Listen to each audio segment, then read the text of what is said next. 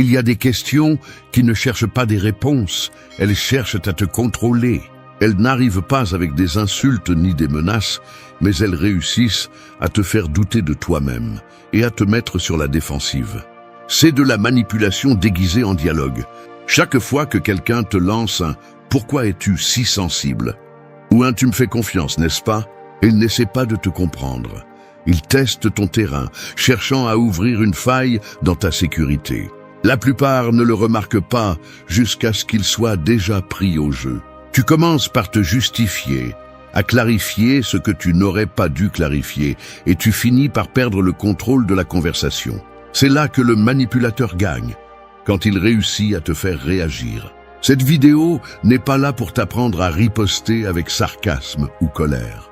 Il s'agit de t'entraîner à rester ferme, à ne pas céder ton pouvoir, ni ta tranquillité. Un stoïcien comprend que le véritable contrôle n'est pas d'avoir le dernier mot, mais de ne pas laisser l'autre t'entraîner sur son terrain. Dans les prochaines minutes, nous allons dévoiler 5 questions qui semblent inoffensives, mais qui ont été utilisées encore et encore pour te déstabiliser. Tu apprendras le mécanisme psychologique derrière chacune d'elles et comment les désarmer avec sérénité, en utilisant des principes stoïciens que n'importe qui peut appliquer dans sa vie quotidienne. Si tu veux arrêter d'être la marionnette des mots des autres, commence par reconnaître ces pièges. Il ne s'agit pas de devenir froid, il s'agit de devenir conscient. Parce que le pouvoir d'un manipulateur se termine le jour où tu refuses de danser au rythme de son jeu.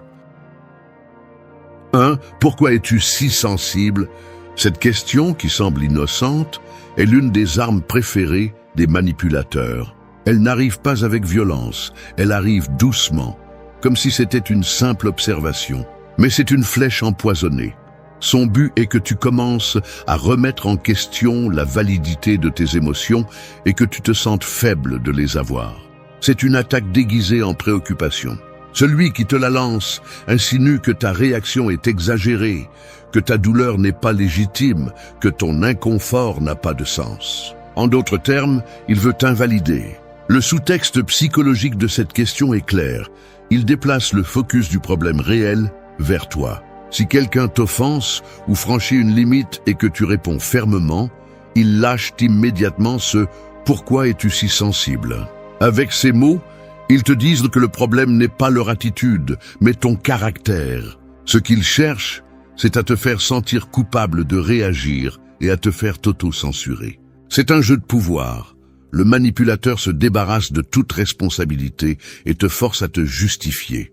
Un stoïcien ne donne jamais son jugement aux autres. Marc Aurèle disait que ce ne sont pas les choses qui nous perturbent, mais les jugements que nous portons sur elles. Cette question tente de changer ton jugement, de te faire voir ta propre réaction comme une erreur. La meilleure défense commence par ne pas tomber dans ce piège mental. La première chose à retenir est que ressentir des émotions n'est pas une faiblesse. Ce qui importe, ce n'est pas de ressentir, mais comment tu décides d'agir face à ce que tu ressens. Quand quelqu'un te dit « Pourquoi es-tu si sensible ?» Moi, ne lui donne pas le pouvoir de te définir. Respire et observe-le. Derrière cette phrase, il y a une tactique de diversion. Tu n'as pas besoin de lui expliquer pourquoi quelque chose t'a affecté, ni de justifier tes limites. Ton calme sera ta réponse la plus percutante. Une façon stoïcienne de neutraliser cette manipulation est de répondre par des phrases qui mettent fin au jeu, comme « je signale un fait »,« je n'exagère pas » ou « il ne s'agit pas de sensibilité, mais de respect ». Avec cela, tu ramènes le focus sur le comportement inapproprié de l'autre personne et non sur ta réaction. L'erreur la plus courante est de réagir avec colère ou de tomber dans des discussions interminables pour se défendre. C'est ainsi que le manipulateur gagne. Il réussit à te faire dépenser de l'énergie à essayer de prouver que ton émotion est valide. Ne tombe pas dans ce piège. Rappelle-toi que la maîtrise de soi ne consiste pas à réprimer ce que tu ressens, mais à ne pas laisser quelqu'un d'autre décider du cours de ta réponse. Imagine que tu es face à une mer calme. Les paroles des autres sont des pierres jetées à l'eau. Certaines génèrent de petites ondes, d'autres provoquent de grandes vagues, mais aucune ne peut bouger le fond de la mer si celui-ci est solide. Ta pensée doit être ainsi, solide et profonde, même si la surface est agitée. Chaque fois que quelqu'un utilise cette question pour essayer de te déstabiliser, répète-toi « Je peux ressentir ce que je ressens, mais je ne vais pas leur donner le contrôle de ma réaction ». Cette affirmation interne te maintiendra ancré. Souviens-toi, celui qui t'accuse d'être sensible n'est pas intéressé à te comprendre, il essaie de te faire taire. Son but est que tu te remettes en question et que tu recules. Ne lui accorde pas cette victoire. Reste ferme, réponds sans agressivité, avec clarté et respect, et laisse ta composture être la preuve qu'ils ne peuvent pas te manipuler. Maîtriser ce premier type d'attaque est fondamental car il donne le ton à toutes les autres interactions. Si tu réussis à ne pas tomber dans ce piège, tu apprendras à défendre tes limites sans avoir honte de tes émotions. Et c'est là le véritable pouvoir d'un stoïcien. Rester inébranlable même lorsque l'attaque se déguise en simple question. 2. Tu me fais confiance, n'est-ce pas? À première vue, cela semble être une question innocente, voire tendre. Mais dans la bouche d'un manipulateur, c'est un piège subtil et dangereux. Celui qui te la pose ne cherche pas à savoir si tu lui fais confiance. Il cherche à te faire t'engager aveuglément, à te faire sentir que douter de ses intentions est une trahison. C'est un jeu psychologique qui fait appel à ton besoin naturel de montrer de la loyauté et de maintenir la paix dans la relation, que ce soit d'amitié, de couple, de famille ou même au travail. Le véritable poison de cette question réside dans la pression implicite. Elle te place à un carrefour émotionnel. Si tu réponds oui, tu donnes carte blanche à cette personne pour qu'elle fasse ce qu'elle veut sans être remise en question. Si tu réponds non, tu deviens le méfiant, le paranoïaque ou le méchant de l'histoire. Dans les deux cas, celui qui pose la question gagne le contrôle. Ce type de phrases ne sont pas des ponts vers la confiance. Ce sont des chaînes qui cherchent à t'attacher. Un manipulateur sait que la confiance est une arme à double tranchant. Il utilisera ta réponse affirmative pour invalider toute réclamation ultérieure. Mais tu m'as dit que tu me faisais confiance. De cette façon, ils évitent non seulement de donner des explications, mais ils te font te sentir coupable de les remettre en question. Si tu cèdes à cette pression, tu commences à renoncer à ton propre jugement. Les stoïciens enseignaient que la véritable confiance n'est pas accordée par des mots, mais par des actions répétées dans le temps. Épictète insistait sur le fait que nous ne devons pas mettre entre les mains d'autres ce qui appartient à notre jugement. Faire confiance ne signifie pas fermer les yeux ni renoncer à la prudence. Cela signifie observer et décider sur la base des faits et non des promesses ou des phrases chargées de culpabilité. Quand quelqu'un te dit « Tu me fais confiance, n'est-ce pas ?» ne te précipite pas pour répondre et ne te sens pas obligé de donner une réponse immédiate. Le silence, dans de nombreux cas, est ta première défense. Observe le contexte. Pourquoi te pose-t-il cette question maintenant?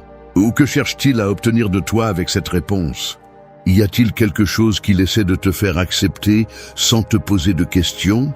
Le calme te donne de la clarté et la clarté te donne du pouvoir. La meilleure façon de neutraliser cette tactique est de ne pas tomber dans le cadre émotionnel qu'il t'impose. Tu peux répondre par des phrases qui renvoient la responsabilité à leurs actions, comme « La confiance se démontre, elle ne s'exige pas » ou « Ma confiance dépend de la façon dont tu agis, pas de ce que tu me demandes ». Cela ne fait pas seulement arrêter le jeu, mais cela établit des limites claires et montre que tu ne te laisseras pas entraîner par la manipulation. La réaction commune est de se sentir pressé de répondre par un oui pour éviter les conflits. Mais cette réponse précipitée est la véritable erreur. Un stoïcien sait qu'il ne doit pas céder à l'impulsion de plaire au détriment de sa paix intérieure. L'autocontrôle est plus précieux que toute approbation momentanée. Pense à un gardien qui protège une porte. Il ne laisse pas passer n'importe qui dit avoir de bonnes intentions. Il observe, analyse et décide. C'est ainsi que tu dois être avec ta confiance. Ce n'est pas un cadeau qui est accordé par courtoisie. C'est un privilège que les autres doivent gagner. Souviens-toi que faire confiance ne signifie pas devenir naïf. Cela signifie choisir consciemment à qui tu donnes accès à ton espace émotionnel. Chaque fois que tu réponds à cette question avec sérénité et fermeté, Tu démontres que ta confiance n'est pas à vendre et ne peut être achetée avec de belles paroles. Affronter cette question avec clarté te libère d'un des pièges les plus courants de la manipulation émotionnelle. 3. Tu m'accuses? Il y a des questions qui ne cherchent pas à éclaircir la vérité, mais à la détourner. Tu m'accuses? En est une. Elle est utilisée pour vous arrêter net, pour vous faire sentir que vous attaquez, alors qu'en réalité, vous ne faites que souligner quelque chose qui vous dérange ou vous suspectez. C'est une manœuvre psychologique brillante pour ceux qui cherchent à s'en sortir indemnes. Au lieu de répondre, ils réussissent à vous mettre sur la défensive. Le véritable pouvoir de cette question réside dans le revirement qu'elle provoque. Soudain, le problème cesse d'être le comportement que vous remettiez en question et devient votre audace à le souligner. C'est comme si quelqu'un vous bousculait volontairement et, lorsque vous vous plaignez, il se vexe en disant « Tu m'accuses ?» Il ne cherche pas la vérité, il cherche à vous désarmer émotionnellement. Le manipulateur utilise cette tactique pour invalider tout doute ou réclamation en leur donnant un air d'injustice. Son objectif est de brouiller votre perception, de vous faire croire que votre malaise est une attaque infondée. Une fois qu'ils réussissent à vous faire justifier, ils prennent le contrôle. Vous commencez à expliquer pourquoi vous avez pensé ce que vous avez pensé, à adoucir vos mots pour ne pas paraître accusateur, et à chaque phrase que vous donnez, vous perdez de l'autorité sur la conversation.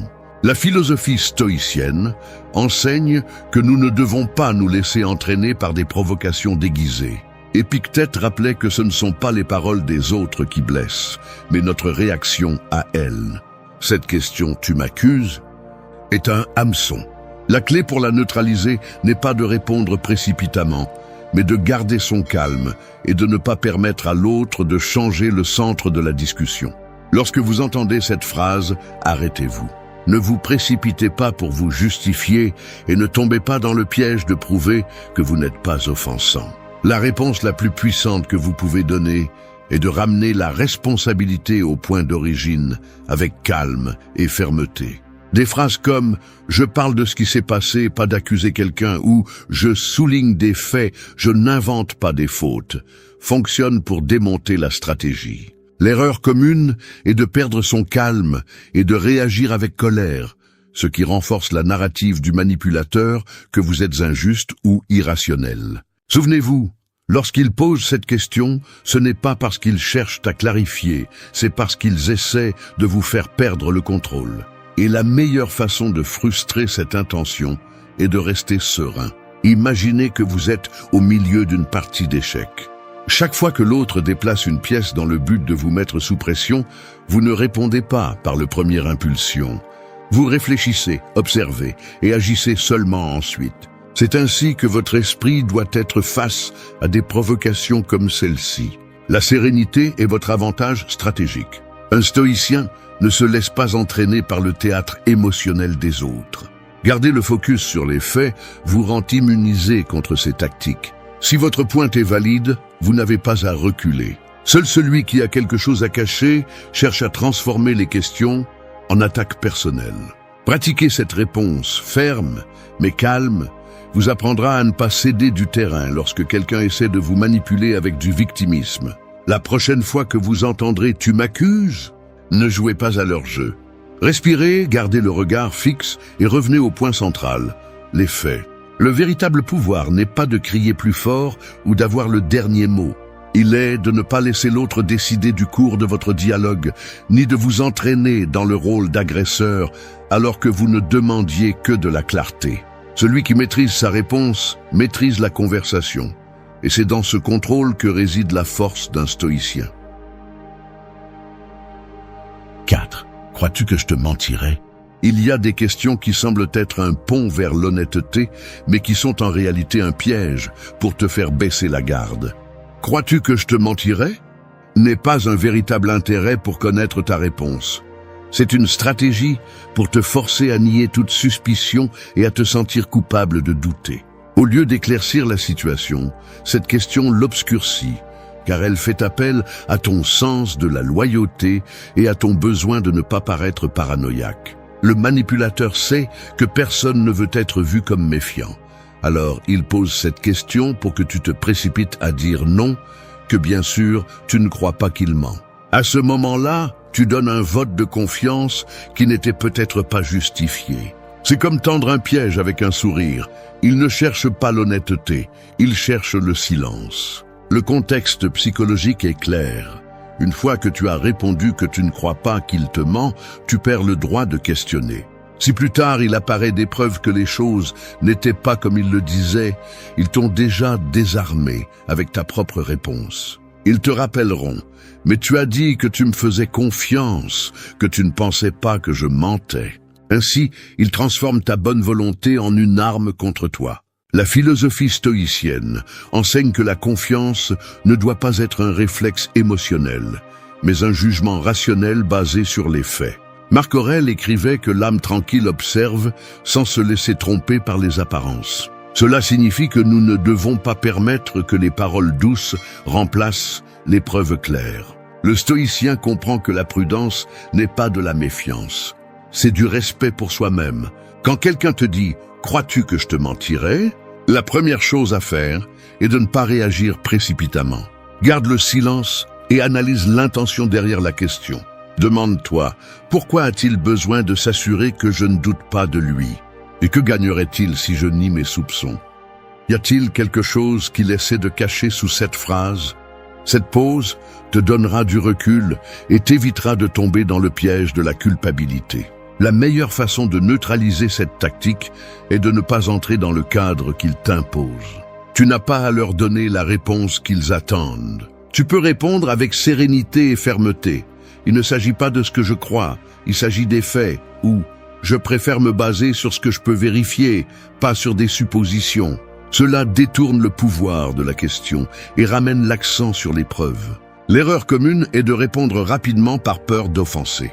Cette réaction est précisément ce que le manipulateur cherche, que tu choisisses l'harmonie immédiate plutôt que ta clarté. Mais un stoïcien sait que le véritable respect pour les autres commence par le respect de son propre jugement. Pense à un gardien qui ne laisse passer personne simplement parce qu'il parle poliment. Observe d'abord, décide ensuite. C'est ainsi que tu dois gérer la confiance. Non pas comme un cadeau qui est donné à celui qui le demande, mais comme une porte qui ne s'ouvre que lorsqu'il y a des raisons claires de le faire. Souviens-toi que tu n'as pas besoin de justifier ta prudence. Le soupçon n'est pas une insulte lorsqu'il est basé sur des faits ou des incohérences. Celui qui se sent offensé par ta prudence peut essayer de cacher quelque chose qu'il ne veut pas expliquer. Répondre calmement et en se concentrant sur les faits non seulement désarme cette question, mais renforce ta position. Tu démontres que ta confiance ne peut pas être achetée avec des paroles douces ni avec des questions chargées de culpabilité. Le véritable pouvoir d'un stoïcien est de ne pas permettre aux autres de définir l'étendue de sa confiance ni la direction de ses doutes. Reste ferme, car celui qui ne se laisse pas entraîner par la culpabilité n'est jamais manipulé. 5. Ne pouvons-nous pas le laisser derrière nous ? Parmi toutes les questions manipulatrices, celle-ci est l'une des plus dangereuses, car elle se déguise en réconciliation. Ne pouvons-nous pas le laisser derrière nous ? Sonne comme la paix, la maturité, un désir de mettre fin au conflit. Mais en réalité, lorsqu'un manipulateur l'utilise, il ne cherche pas à résoudre le problème. Il cherche à l'enterrer vivant pour ne pas y faire face. C'est une fausse conclusion qui prétend que tu baisses ta garde et taises ton mécontentement même si la blessure reste ouverte. Cette tactique psychologique fonctionne parce qu'elle fait appel à ton désir de paix. Personne ne veut prolonger un conflit. Personne n'aime discuter éternellement. C'est pourquoi, lorsque cette question t'est posée, elle éveille ton envie de céder pour ne pas compliquer les choses. Le manipulateur le sait et c'est pourquoi il l'utilise. Il veut que tu confondes le fait de te rendre avec le fait d'être mature. Le vrai problème est que, en acceptant cette fausse conclusion, tu ne guéris pas le conflit, tu le caches seulement. Ce qui n'est pas résolu se transforme en ressentiment, et le ressentiment est un terrain fertile pour plus de manipulation. Chaque fois que tu te tais pour le laisser derrière toi, tu renforces le pouvoir de celui qui t'a fait du mal, parce qu'il apprend qu'il peut franchir tes limites sans conséquence. Le stoïcisme enseigne que la paix intérieure ne se construit pas en évitant les vérités inconfortables, mais en les affrontant avec calme et courage. Sénèque disait que la colère qui est gardée en silence ne disparaît pas, elle pourrit à l'intérieur. C'est pourquoi, lorsque tu entends « Ne pouvons-nous pas le laisser derrière nous ?» la première chose à faire est de te demander « Le problème a-t-il été résolu ou veulent-ils simplement que je l'ignore ?» La blessure a-t-elle été soignée ou la couvrent-ils simplement de belles paroles? Un manipulateur préfère le silence à la solution parce que le silence maintient son contrôle intact. En refusant de parler du sujet, tu lui donnes la permission de répéter le même comportement encore et encore. La véritable maturité ne consiste pas à céder face à l'inconfort, mais à exiger de la clarté et du respect. Lorsque quelqu'un utilise cette question pour éviter sa responsabilité, la meilleure réponse est ferme et sereine. Tu peux dire « Nous pouvons le laisser derrière nous lorsque nous l'aurons résolu, pas avant » ou « Je ne veux pas porter quelque chose qui a besoin d'être clarifié ». Ces phrases ne cherchent pas le conflit, elles cherchent la justice. L'erreur la plus courante est de céder par fatigue émotionnelle. Parfois, après tant de discussions, tout ce que tu veux, c'est la paix, même si elle est temporaire. Mais un stoïcien sait que la paix superficielle est une illusion fragile. La véritable tranquillité surgit lorsque les choses sont en ordre, pas lorsqu'elles sont ignorées. Imagine que tu as une blessure sur la peau.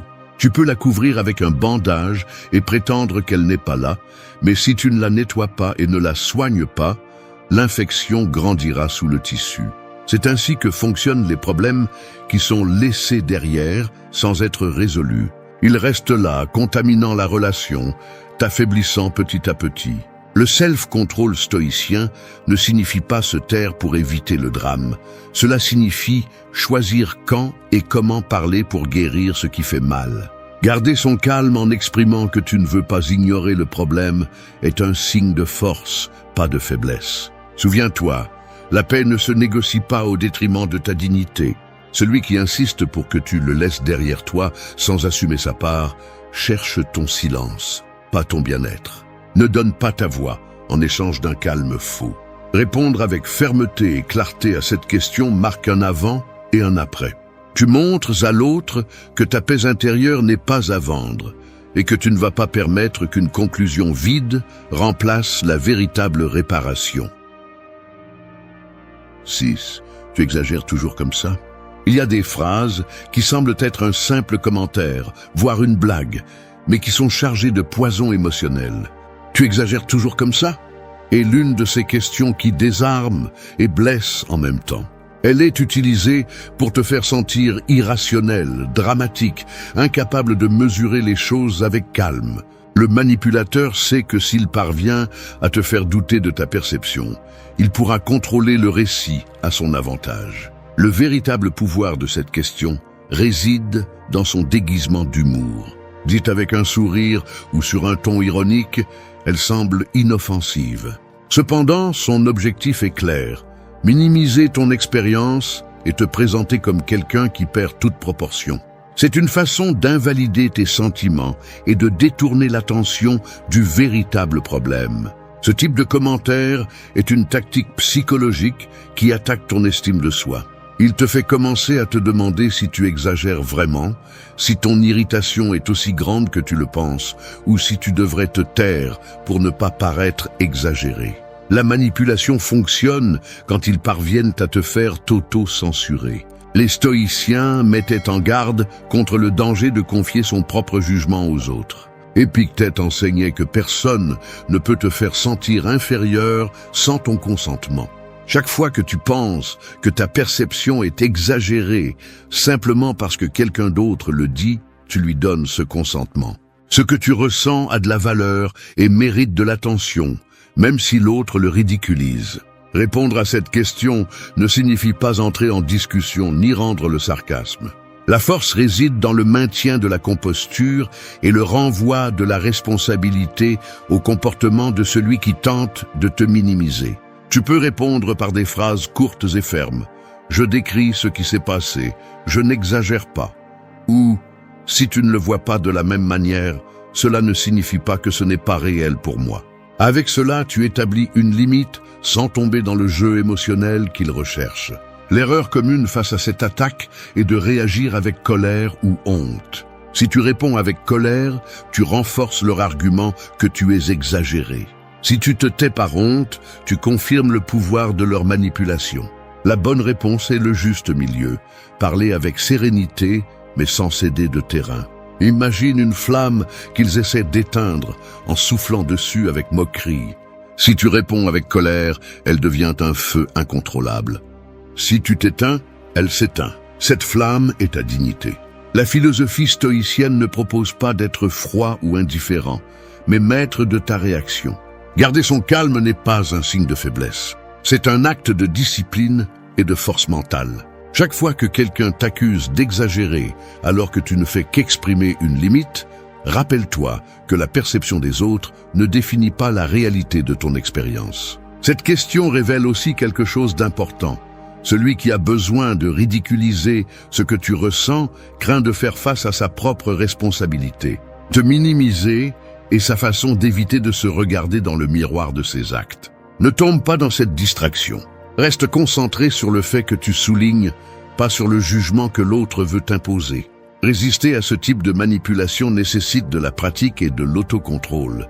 Mais chaque fois que tu y parviens, tu renforces ton caractère. Tu montres clairement que tu n'es pas prêt à laisser ta voix être réduite au silence par le sarcasme. La prochaine fois que quelqu'un essaiera de réduire tes sentiments à une exagération, ne te justifie pas et n'explique pas plus que nécessaire. Réponds fermement, reste calme et rappelle-toi que la véritable mesure des choses est définie par ton jugement, pas par la moquerie des autres. C'est la voie stoïcienne. Fermeté dans la vérité, sérénité face à l'attaque et dignité inébranlable. 7. Est-ce que tu penses vraiment ça de moi? Peu de questions sont aussi habiles pour te désarmer que celle-ci. Est-ce que tu penses vraiment ça de moi? Ne sonne pas agressive, elle sonne blessée, presque déçue. C'est pourquoi elle est si efficace. Elle n'attaque pas de front. Elle t'enveloppe dans un halo de culpabilité et te fait sentir que tu as commis une injustice en osant questionner. C'est le genre de phrase qui te force à défendre tes sentiments comme s'ils étaient un crime. Le manipulateur sait que la culpabilité est une arme puissante. Utiliser un ton de victime lui permet d'inverser les rôles. Celui qui pointait un problème se voit comme l'agresseur. Ils parviennent ainsi à détourner l'attention de leur comportement vers tes paroles, te faisant toi qui dois te justifier pour douter ou réclamer. Le danger psychologique de cette question réside dans son apparente innocence. Quand tu l'entends, tu ressens l'impulsion d'adoucir ce que tu as dit, de te rétracter pour ne pas blesser. C'est exactement le mécanisme qu'ils cherchent à activer, que tu réduises toi-même le poids de tes limites et que tu finisses par demander pardon pour avoir dérangé l'autre. L'enseignement stoïcien est clair. Ton devoir est envers la vérité, pas envers les émotions des autres. Marc Aurèle disait que nous devons être gentils, mais pas au détriment de la justice. En d'autres termes, pointer un fait n'est pas de la cruauté, c'est de la responsabilité. Si quelqu'un reçoit la vérité comme une attaque, c'est son problème, pas le tien. Répondre à cette question avec agressivité ne fait qu'alimenter le jeu. La clé est de rester calme et de réaffirmer sereinement ce que tu as dit. Tu peux répondre « Oui, je le pense parce que les faits me conduisent à le voir ainsi » ou « Ce n'est pas ce que je pense de toi, c'est ce que j'observe dans ton comportement ». Ces réponses ramènent le poids de la situation aux faits et empêchent la conversation de dévier vers le terrain émotionnel que le manipulateur tente d'imposer. L'erreur commune est de tomber dans la culpabilité et de se rétracter par peur de blesser l'autre. Mais céder à cette pression ne fait que perpétuer le cycle de manipulation. La compassion ne signifie pas renoncer à la clarté. Imagine que tu tiens un miroir devant quelqu'un. Ce n'est pas le miroir qui crée l'image. Il ne fait que refléter ce qui est là. Ainsi sont tes paroles quand tu pointes quelque chose de réel. Elles n'inventent rien. Elles ne montrent que ce qui existe déjà. Si l'autre n'aime pas ce qu'il voit, ce n'est pas le miroir le problème. Pratiquer cette fermeté nécessite une discipline émotionnelle. Chaque fois que tu parviens à maintenir ton point avec sérénité, tu renforces ta confiance en toi et démontres que tu ne vas pas permettre que la peur de déranger te fasse taire. La prochaine fois que quelqu'un utilise le poids de la culpabilité déguisée en déception, ne cède pas et ne te justifie pas. Reste calme, parle des faits et laisse la vérité parler d'elle-même. Un stoïcien ne cherche pas à humilier ni à blesser, mais il ne sacrifie pas non plus la vérité pour protéger l'orgueil d'autrui. C'est là la véritable force. Rester ferme face aux émotions des autres, sans perdre son humanité ni sa clarté. Vite, vas-tu continuer avec ce sujet? Cette question est l'une des manœuvres les plus épuisantes qu'un manipulateur peut utiliser. Vas-tu continuer avec ce sujet? Ne cherche pas de réponse, elle cherche à t'épuiser. C'est une phrase conçue pour te faire sentir que l'insistance sur un sujet est inutile, que tu déranges, que tu es têtu ou conflictuel pour ne pas lâcher ce qui n'est pas encore résolu. Le fond psychologique de cette tactique est l'épuisement émotionnel. Le manipulateur compte sur le fait que, s'il parvient à te fatiguer, tu finiras par te taire et renoncer à clarifier ce qui te préoccupe. Ils savent que beaucoup de gens préfèrent céder plutôt que de se sentir jugés pour leur insistance. C'est une stratégie d'évasion, déplacer le focus de leur responsabilité vers ton obstination. Quand tu entends cette question, la tentation immédiate est de te rendre pour ne pas paraître insistant. C'est là que tu perds le contrôle. Ce qui est important n'est pas combien de fois le sujet est mentionné, mais si le problème qui l'a provoqué reste non résolu. Faire semblant que tout va bien ne fera pas disparaître la vérité. Le stoïcisme enseigne à persévérer avec calme. Épictète disait que nous ne devons pas abandonner ce qui est juste simplement parce que le chemin est difficile. Insister n'est pas de l'obstination quand ce que tu cherches est la clarté et le respect. La différence entre un caprice et un principe réside dans la cause qui le soutient. Répondre avec colère ou sarcasme, c'est tomber dans le jeu. Le manipulateur veut te voir perturbé pour pouvoir dire que tu exagères. Au lieu de cela, garde ton sang-froid et ramène l'attention sur le point central avec sérénité. Des phrases comme « je vais continuer jusqu'à ce que ce soit clair » ou « je ne répète pas par plaisir, mais parce que ce n'est pas encore résolu » sont des armes puissantes pour maintenir le cap de la conversation. L'erreur commune est de confondre la paix avec le silence. Se taire par fatigue peut apporter un soulagement momentané, mais perpétue l'injustice. Un stoïcien ne cherche pas le conflit inutile, mais il n'évite pas non plus le dialogue difficile lorsque la vérité l'exige. La véritable paix arrive lorsque le problème est résolu, pas quand il est ignoré. Pense à une rivière qui insiste pour se frayer un chemin entre les rochers. Elle ne le fait pas par caprice, mais parce qu'elle a besoin de couler. Ta détermination face aux tentatives de te détourner doit être la même, constante, mais sans perdre ta sérénité. La fermeté ne signifie pas crier, elle signifie ne pas abandonner le cours de ce qui est correct. Celui qui te pose cette question a généralement peur de la confrontation des faits. C'est pourquoi il cherche à t'épuiser avec des insinuations que tu es ennuyeux. Reste ferme. Le malaise que l'autre ressent n'est pas une raison suffisante pour sacrifier la vérité. La prochaine fois que tu entendras « Vas-tu continuer avec ce sujet ?» Souviens-toi que ce n'est pas une demande de paix, c'est une stratégie pour t'épuiser. Garde ton calme, réaffirme ton point de vue et continue jusqu'à ce que tout soit clair. Le véritable pouvoir réside dans la persévérance tranquille, car personne ne peut faire plier celui qui reste ferme sans perdre sa sérénité. 9. Ne penses-tu pas que tu imagines des choses? Peu de phrases sont aussi dangereuses que celles-ci. Ne penses-tu pas que tu imagines des choses? Ne cherche pas seulement à détourner la conversation. Elle vise directement ta perception de la réalité. C'est le genre de commentaire qui tente de semer le doute dans ton esprit, de te faire questionner si ce que tu as vu, ressenti ou pressenti était réel ou simplement le produit de ton imagination. Le manipulateur sait que, s'il parvient à te faire douter de ton propre jugement, il aura gagné bien plus qu'une discussion. Il aura mis en échec ta sécurité intérieure. C'est une technique psychologique connue sous le nom de gaslighting, dont l'objectif est de faire perdre à la victime confiance en son jugement et de finir par dépendre de la version du manipulateur pour interpréter les faits. Le véritable danger réside dans l'invisible. Chaque fois que tu acceptes cette idée que peut-être tu imagines des choses, tu cèdes un peu de terrain. Petit à petit, tu cesses de faire confiance à tes instincts, tu tais tes soupçons et tu renonces à demander des explications. C'est ainsi que le manipulateur parvient à te faire t'auto-censurer et à te retrouver piégé dans une réalité que tu ne contrôles plus. La philosophie stoïcienne offre une défense puissante contre ce type d'attaque, la maîtrise de ses propres pensées. Marc Aurèle disait que l'âme se renforce lorsqu'elle s'attache aux faits et non aux interprétations d'autrui.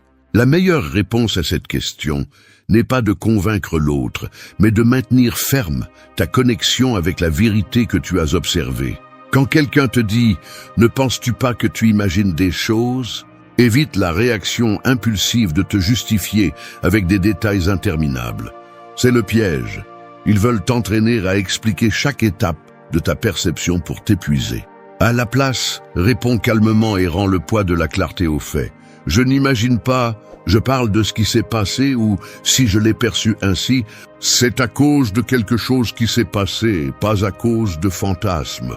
L'erreur la plus courante est de douter de soi-même en entendant cette phrase, surtout lorsqu'elle vient de quelqu'un de proche. Mais un stoïcien comprend que son jugement doit reposer sur des preuves et des observations, pas sur les insinuations des autres. Imagine que tu marches dans le brouillard. Tu vois une figure devant toi et quelqu'un insiste sur le fait qu'il n'y a rien là.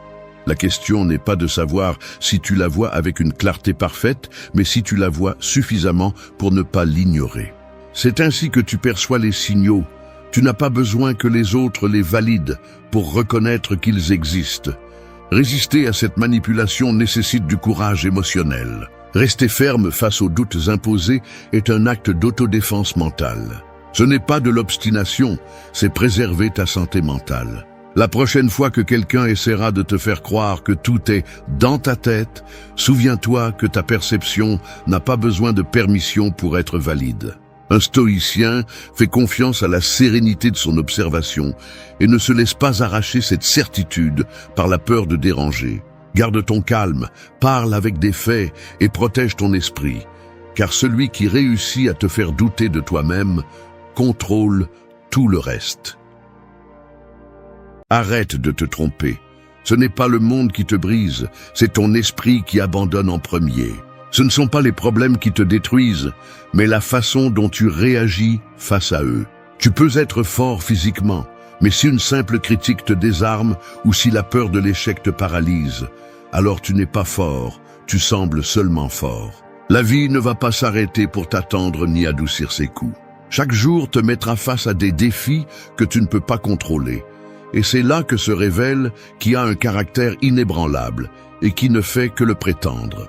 Le stoïcisme enseigne que la véritable force naît lorsque tu cesses d'être l'esclave de tes émotions.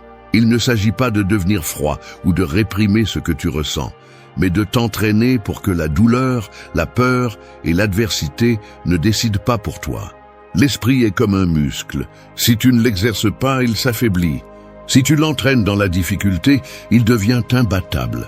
C'est la différence entre sombrer sous les coups de la vie ou les utiliser comme des marches pour te relever plus haut. Cette vidéo n'est pas pour ceux qui cherchent de jolies phrases ou qui veulent de la compassion.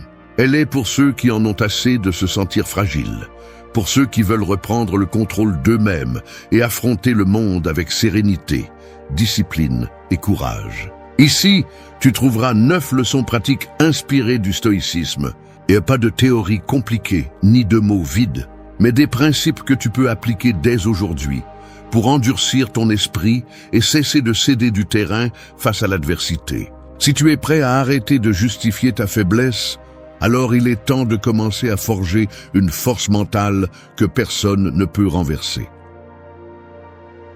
1. Briser les chaînes des attentes. La plupart des gens n'échouent pas parce qu'ils manquent de talent ou d'opportunités, ils échouent parce qu'ils vivent piégés dans les attentes, celles que les autres leur imposent et celles qu'ils s'inventent eux-mêmes. Ils pensent que la vie devrait les traiter d'une certaine manière, que le monde devrait être plus juste, que les amis devraient les soutenir sans jamais faillir, que l'effort devrait apporter des résultats rapides.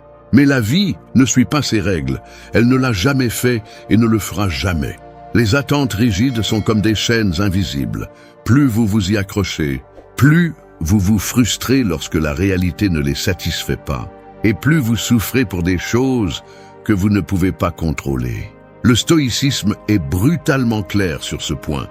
La douleur que nous ressentons ne provient pas des faits, mais de l'histoire que nous nous racontons à leur sujet. Épictète disait que ce ne sont pas les choses qui nous perturbent, mais nos opinions sur elles. L'attente est cette opinion anticipée qui dicte comment les choses devraient être, et lorsque la réalité ne se plie pas, nous réagissons avec colère, tristesse ou déception. Celui qui veut développer une force mentale doit briser ses chaînes. Il doit apprendre à accepter le monde tel qu'il est, pas comme il aimerait qu'il soit. Pensez à combien de fois vous vous êtes senti blessé parce que quelqu'un ne vous a pas apprécié comme vous l'espériez, parce qu'un plan n'a pas été parfait, ou parce qu'un objectif n'a pas été atteint dans le temps que vous vouliez. Cette blessure n'a pas été causée par le fait en lui-même, mais par votre attente non satisfaite. Lorsque vous lâchez l'attente, le coup ne fait plus aussi mal parce que vous cessez de lutter contre l'inévitable. Accepter n'est pas se rendre. Accepter, c'est reconnaître la réalité pour agir à partir de celle-ci avec clarté et force. Briser les attentes ne signifie pas renoncer à avoir des rêves ou des standards. Cela signifie arrêter d'exiger que le monde s'adapte à votre scénario. Cela signifie avancer avec des objectifs clairs mais flexibles face aux résultats, parce que vous savez que la seule chose qui est sous votre contrôle sont vos actions, pas le résultat. Cette mentalité vous donne un énorme avantage, tandis que d'autres se frustrent parce que les choses ne se passent pas comme elles devraient. Vous restez serein et concentré sur ce que vous pouvez faire maintenant. Imaginez que vous vous entraînez pour une compétition et, le jour de l'événement, il pleut des cordes. La plupart se plaignent, il ne devrait pas pleuvoir justement aujourd'hui. Vous, en revanche, vous vous adaptez parce que vous n'attendez pas que le climat s'adapte à vous. C'est la liberté que vous donne le fait de lâcher les attentes, le pouvoir d'agir calmement, quel que soit le scénario. C'est ainsi que l'on commence à forger un esprit inébranlable parce que la déception perd sa force sur vous. Le conseil pratique est simple mais puissant.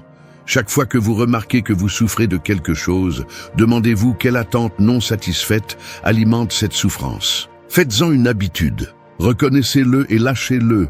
Répétez pour vous, je ne contrôle pas les faits, je contrôle ma réponse. Cela ne fait pas seulement diminuer la souffrance inutile, mais cela vous permet aussi de réagir avec plus d'intelligence face aux défis réels.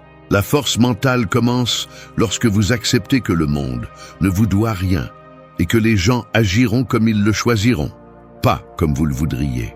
En lâchant ce fardeau illusoire, vous vous libérez pour vous concentrer sur ce que vous pouvez vraiment améliorer. Vos décisions, votre discipline, votre caractère. Les attentes brisées ne vous couleront pas si vous comprenez qu'elles n'étaient jamais des promesses. Elles n'étaient que des illusions que vous avez décidé de lâcher. C'est le premier pas pour durcir l'esprit, briser les chaînes que vous avez créées vous-même. 2. Laisse derrière toi le passé qui te limite. Le passé est comme une ombre. Peu importe combien tu avances, il semble toujours te suivre. Mais ce n'est pas l'ombre qui te retient. C'est ton habitude de regarder en arrière pendant que tu essaies d'avancer. Beaucoup de gens n'échouent pas par manque d'opportunités, mais parce qu'ils portent trop de bagages émotionnels. Anciens reproches, ressentiments, erreurs qu'ils répètent dans leur tête encore et encore. Et bien que le passé ne puisse pas te toucher physiquement, il a la capacité de paralyser ton présent si tu lui donnes du pouvoir sur toi. Le stoïcisme enseigne que le temps le plus précieux est celui que tu as maintenant, pas celui qui est parti. Marc Aurèle a écrit que personne ne peut revenir en arrière. Donc dépenser de l'énergie sur le passé est aussi absurde que d'essayer de capturer de la fumée avec les mains. Pourtant, nous restons attachés à des souvenirs douloureux parce que nous croyons qu'en les revivant, nous trouverons justice ou réparation. Alors qu'en réalité, nous ne faisons que rouvrir des blessures. La véritable force mentale surgit lorsque tu te permets de lâcher ce que tu ne peux plus changer, lorsque tu décides que ta vie ne sera pas définie par des chapitres anciens. Pense à combien de fois tu as justifié ton manque de progrès par des phrases comme « je suis comme ça à cause de ce qui m'est arrivé » ou « si je n'avais pas commis cette erreur ». Chaque fois que tu le fais, tu confies le volant de ta vie à une version de toi qui n'existe plus. L'adversité que tu as vécue a pu te marquer, mais elle n'a pas le droit de gouverner ce que tu fais aujourd'hui. Elle continue d'influencer tant que tu lui donnes la permission. Laisser derrière soi le passé ne signifie pas l'oublier ou prétendre qu'il ne s'est jamais produit. Cela signifie reconnaître qu'il a déjà rempli son rôle, te montrer ce que tu devais apprendre. Chaque blessure peut être un rappel de ta résilience, mais elle ne doit pas devenir une chaîne. Si chaque fois que tu penses à une erreur du passé, tu as l'impression de couler, alors tu n'as rien appris de cette expérience, tu es simplement devenu son prisonnier.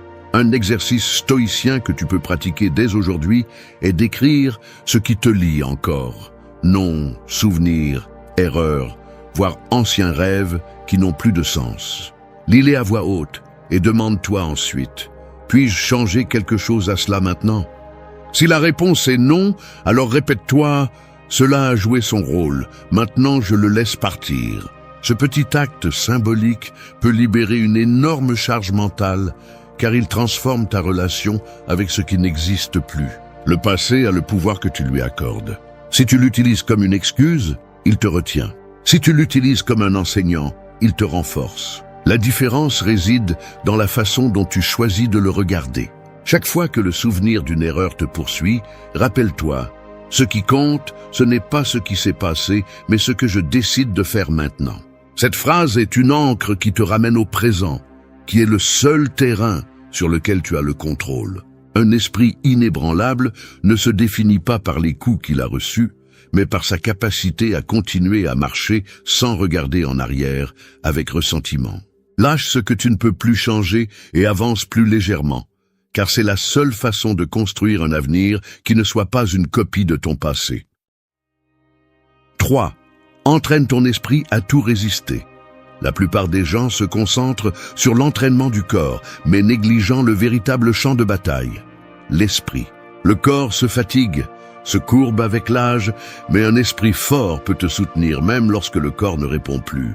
Ce qui défait les gens n'est pas la fatigue physique, mais la reddition mentale. Avant que quelqu'un abandonne un rêve, son esprit l'a fait bien avant. Et c'est là que le stoïcien fait la différence. Tandis que d'autres cherchent le confort, le stoïcien s'entraîne dans l'inconfort pour devenir imperturbable. L'esprit, tout comme les muscles, se renforce avec l'effort constant.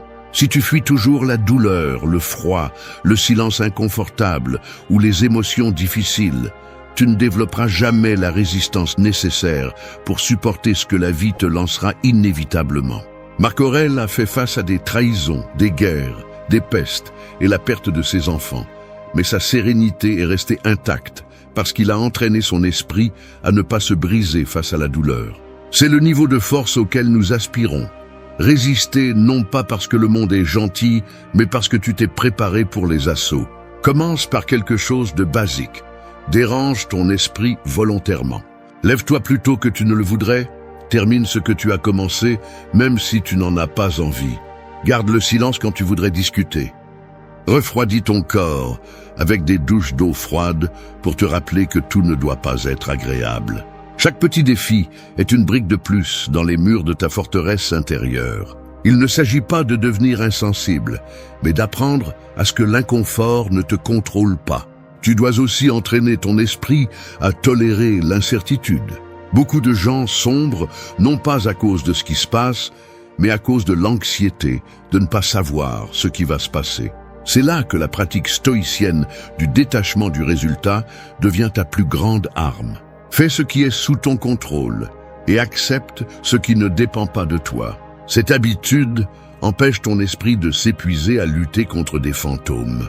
Un esprit fort ne se laisse pas non plus manipuler par les émotions du moment.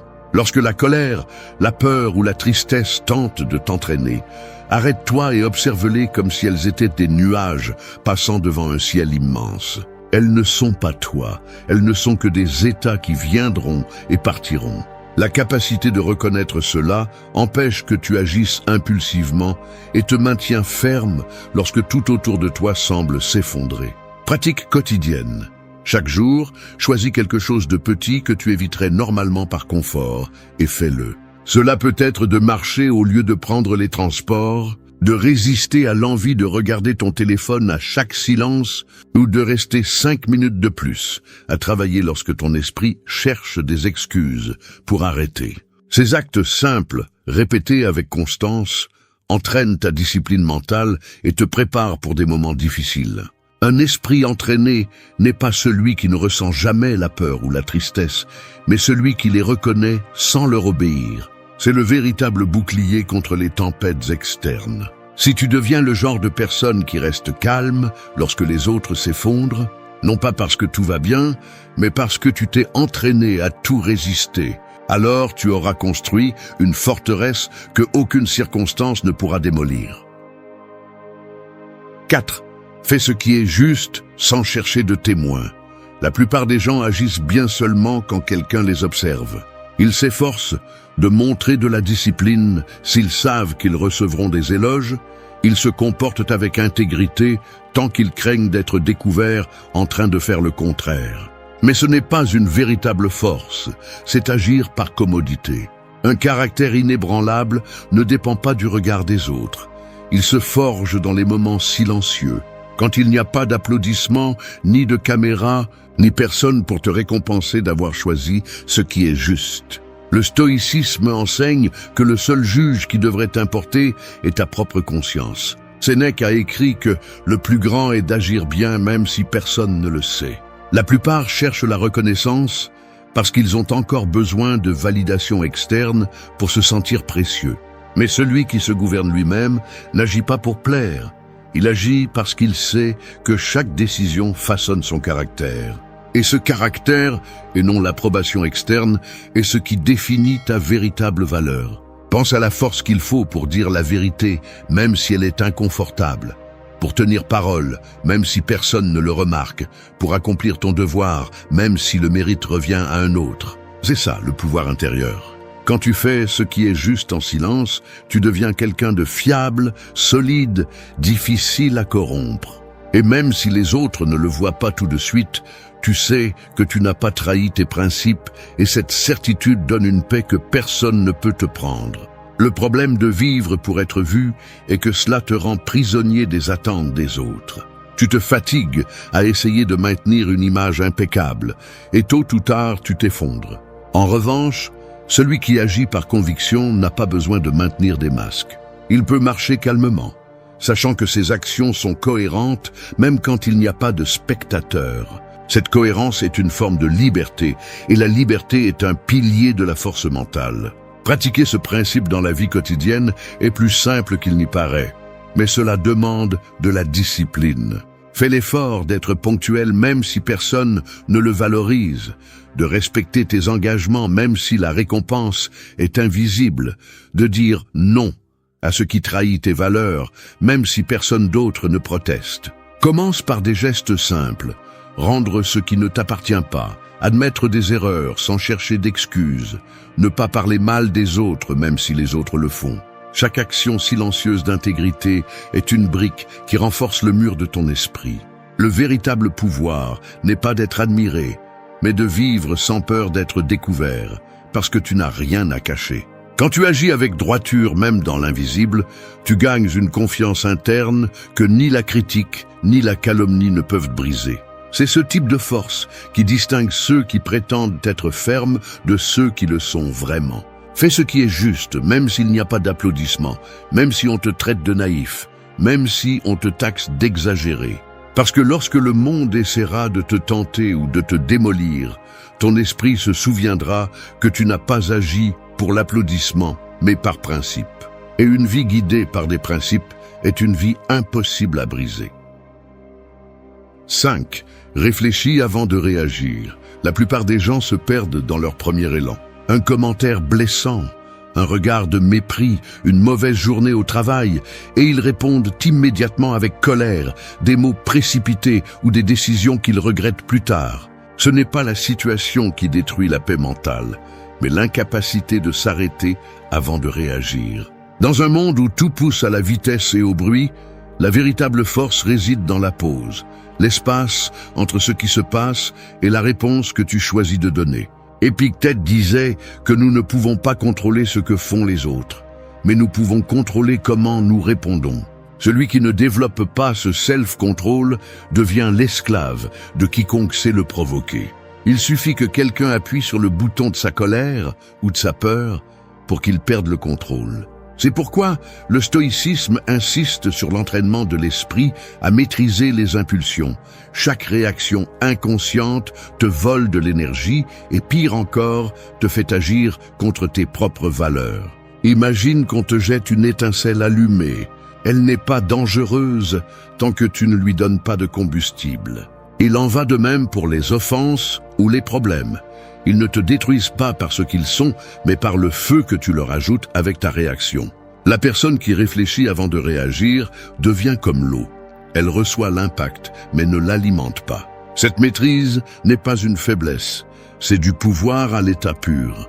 Pour t'entraîner à cela, commence par quelque chose d'aussi simple que de respirer avant de répondre. Cela peut sembler trivial, mais cette seconde d'air est un bouclier qui te permet d'observer ce que tu ressens avant qu'il ne t'emporte. Demande-toi, ma réponse va-t-elle résoudre quelque chose ou simplement aggraver la situation? Cette question brève, posée à temps, peut te sauver de conflits inutiles, de discussions absurdes et de décisions impulsives qui laissent des cicatrices. Une autre pratique utile est de t'imaginer observer la situation de l'extérieur, comme si tu étais un tiers. Ce petit changement de perspective refroidit la colère et éveille le raisonnement. Un stoïcien ne permet pas à une émotion momentanée de décider de son destin. Il s'assure que son action soit délibérée, non le produit de la chaleur du moment. La force mentale ne réside pas dans l'absence d'émotion, mais dans le fait de ne pas être emporté par elle. La peur, la colère ou la tristesse sont inévitables, mais elles n'ont pas à dicter ta conduite. Chaque fois que tu réussis à freiner une réaction impulsive, tu renforces le muscle invisible de la volonté, celui qui te permet de rester ferme lorsque les autres se brisent. Dans la vie quotidienne, cela peut signifier se taire face à une provocation, reporter un message que tu voulais envoyer avec colère, ou choisir de ne pas répondre immédiatement à une critique injuste. Ces petits actes de contrôle, répétés jour après jour, font de toi quelqu'un de plus fort que toute provocation externe. Un esprit inébranlable n'est pas celui qui ne se met jamais en colère, mais celui qui peut se mettre en colère sans perdre son sang-froid. Lorsque tu apprends à réfléchir avant de réagir, tu découvres que beaucoup de batailles sont gagnées en ne les combattant pas. C'est là le véritable triomphe du self-control, vaincre le chaos, sans dépenser d'énergie inutile. 6. Transforme l'adversité en allié. Chaque personne, tôt ou tard, se trouve confrontée à des situations qui semblent impossibles à surmonter. La perte d'un être cher, une trahison inattendue, l'échec d'un projet pour lequel vous avez tout donné.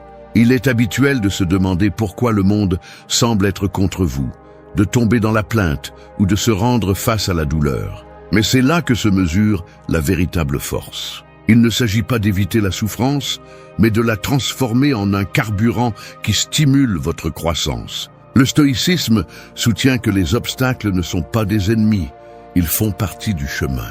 Marc Aurèle a écrit que ce qui se met en travers du chemin devient le chemin.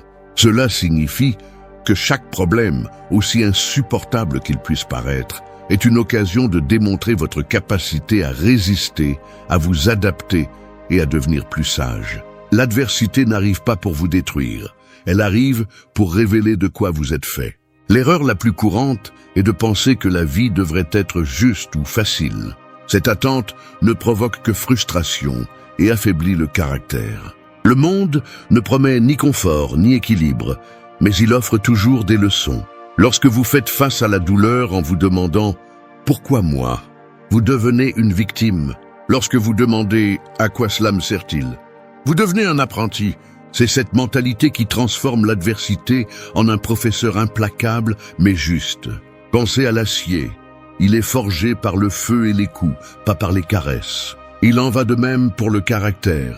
Chaque coup de la vie est une occasion de vous forger plus fort, plus discipliné, plus serein. Celui qui fuit les défis finit par être fragile, car il n'a jamais développé de résistance. En revanche, celui qui les affronte sans se victimiser accumule des cicatrices qui ne l'affaiblissent pas, mais le rendent plus fort.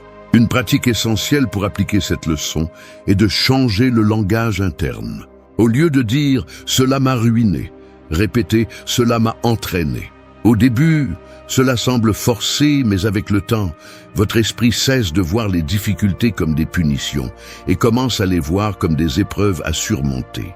Ce simple changement de perspective réduit la souffrance inutile et vous donne la clarté pour agir. Il est également crucial de se rappeler que toute douleur n'est pas un signe que quelque chose ne va pas. Souvent, c'est simplement le prix du progrès. Le corps souffre après un bon entraînement, mais cette douleur annonce la croissance. L'esprit souffre lorsqu'il est confronté à des vérités inconfortables, mais ce malaise indique la maturité. Si vous évitez tout ce qui est inconfortable, vous restez faible. Une autre habitude pratique est d'analyser chaque crise avec froideur. Écrivez ce qui s'est passé, ce que vous pouvez contrôler et ce que vous ne pouvez pas. Ensuite, décidez d'agir uniquement sur ce qui dépend de vous. Cette stratégie évite que vous ne vous consumiez en plaintes inutiles et dirige votre énergie vers des solutions réelles. Le pouvoir de transformer l'adversité en allié ne réside pas dans l'amour de la souffrance, mais dans la compréhension que chaque obstacle apporte une opportunité de se renforcer. La différence entre quelqu'un qui se brise et quelqu'un qui se relève réside dans l'attitude avec laquelle il affronte la difficulté. Lorsque la douleur frappe, gardez la tête haute et souvenez-vous, vous n'êtes pas venu pour vivre une vie sans problème, vous êtes venu pour devenir plus fort en les affrontant. Chaque blessure peut être une médaille si vous décidez d'en tirer des leçons. C'est le chemin de ceux qui ne se plient pas. Ils n'attendent pas que le monde change. Ils changent face au monde et en font leur propre terrain d'entraînement. 7. Prends le contrôle absolu de ton temps. Le temps est la ressource la plus précieuse que tu possèdes, mais aussi la plus gaspillée. Il s'écoule sans que tu t'en rendes compte dans des conversations inutiles, dans des distractions qui n'apportent rien, dans des inquiétudes qui ne se matérialisent jamais. Ce qui affaiblit la plupart des gens n'est pas le manque de talent ou d'opportunités, mais l'incapacité à gérer leur temps comme s'il comptait vraiment. Chaque minute que tu consacres à quelque chose sans valeur est un morceau de vie que tu ne récupéreras jamais. Les stoïciens comprenaient que le temps ne se dépense pas, il se donne. Sénèque avertissait que nous ne sommes pas conscients de la brièveté de la vie, parce que nous vivons comme si elle était infinie. Chaque jour qui passe est une pièce de monnaie qui ne revient jamais, c'est pourquoi le gaspiller en futilité est l'un des plus grands actes d'autodestruction. Un caractère fort se construit avec discipline, et la discipline commence par savoir à quoi tu consacres tes heures. Le problème n'est pas l'horloge, mais les excuses que nous lui donnons. Je n'ai pas le temps signifie souvent « je ne sais pas prioriser » ou « je préfère me distraire plutôt que de faire face à ce qui est important ». Celui qui n'a pas le contrôle de son agenda ne peut pas avoir le contrôle de son esprit, car il vit en réagissant à ce que le monde lui impose.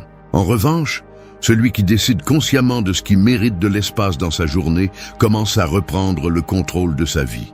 Prendre le contrôle absolu du temps exige d'apprendre à dire non. Dire non à des engagements qui n'ajoutent rien, à des conversations qui ne font que drainer l'énergie, à des réseaux sociaux qui volent des heures déguisées en minutes. Chaque non à l'inutile est un oui à ta croissance. Il ne s'agit pas de devenir inflexible, mais de reconnaître que chaque heure investie dans ce qui n'est pas important est une heure que tu retires à ce qui est important.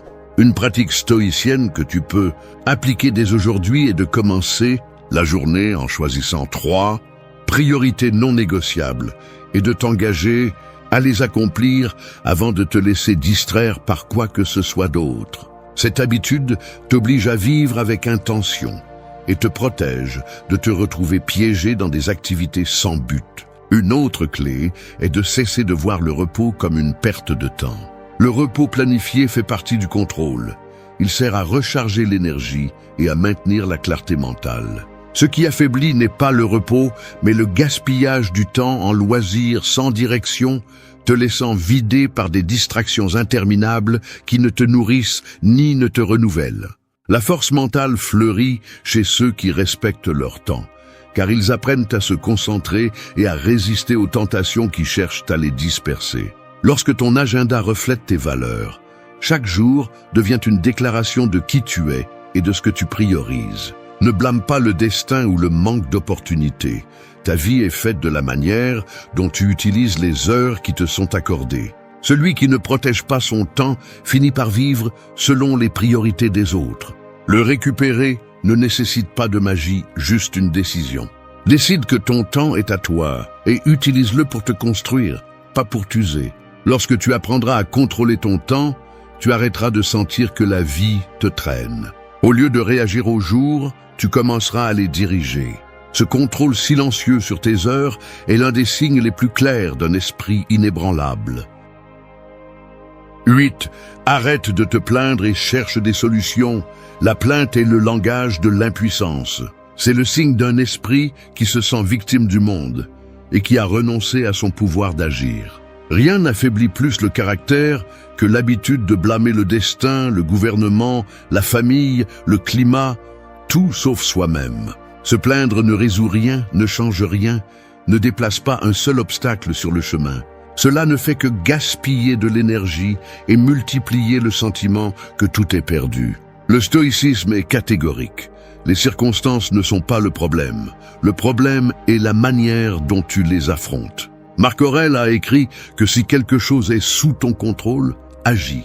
Si ce n'est pas le cas, accepte et avance. Se plaindre n'entre dans aucune de ces deux catégories, car ce n'est ni une action ni une acceptation, c'est de la stagnation. Chaque minute que tu utilises pour te plaindre est une minute que tu pourrais consacrer à chercher des alternatives. La plainte a aussi un coût silencieux. Elle nourrit la mentalité de victime. Plus tu te plains, plus tu cèdes le pouvoir sur ta vie à des facteurs externes. Tu te convaincs que tu ne peux rien faire et tu deviens spectateur de ta propre histoire. C'est là la racine de la faiblesse mentale. Vivre comme si tout dépendait de ce que les autres font ou de ce que le hasard décide. Celui qui décide d'arrêter de se plaindre reprend le contrôle de son énergie et commence à l'utiliser de manière productive. Au lieu de dire « c'est injuste », il se demande « que puis-je faire avec ce que j'ai devant moi ?» Cette simple question change la direction de tes pensées.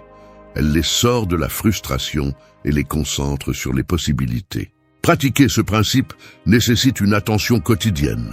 Chaque fois que tu remarques que tu vas te plaindre, arrête-toi et demande-toi « cette plainte va-t-elle changer quelque chose ?» Si la réponse est non, remplace-la par un plan, même petit, une étape, une décision, une action concrète. Cela peut être d'apprendre une compétence, de demander de l'aide, de réorganiser tes priorités ou simplement d'accepter ce qui ne peut pas être changé.